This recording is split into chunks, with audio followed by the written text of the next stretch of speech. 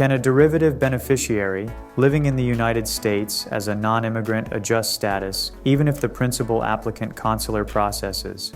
Unless the principal EB-5 investor has already successfully completed consular processing and has been granted a conditional green card, the derivative beneficiary who is residing in the United States under non-immigrant status would be unable to file for adjustment of status. In general, it would be best for the principal EB-5 investor and any derivatives to undergo consular processing together.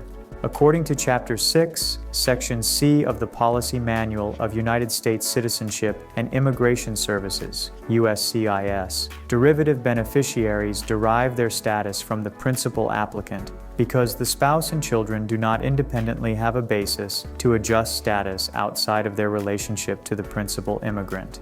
EB-5 Consular Processing. An EB-5 investor who is living overseas and has been granted approval of Form I-526E must undergo consular processing to progress to the next step of the EB-5 process. Consular processing entails filing Form DS-260 and attending an interview at the U.S. Embassy or consulate office in the investor's home country.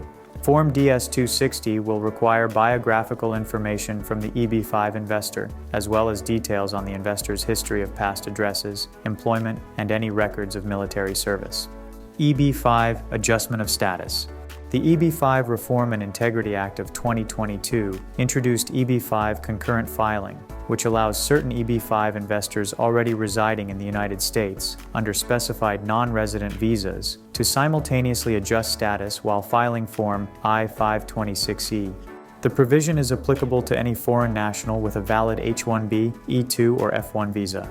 It enables EB-5 investors to benefit from the rights and privileges of lawful permanent resident status while waiting for their I-526E petition to be processed and adjudicated.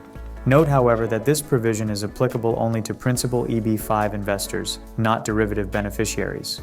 To file Form I-485, the applicant must provide truthful and accurate biographical information and meet certain requirements. In addition to appending copies of their personal records, passport, visa, photos, medical records, criminal history records, Form I-797C, Notice of Action, and Form I-130A, they must also attend a biometrics appointment.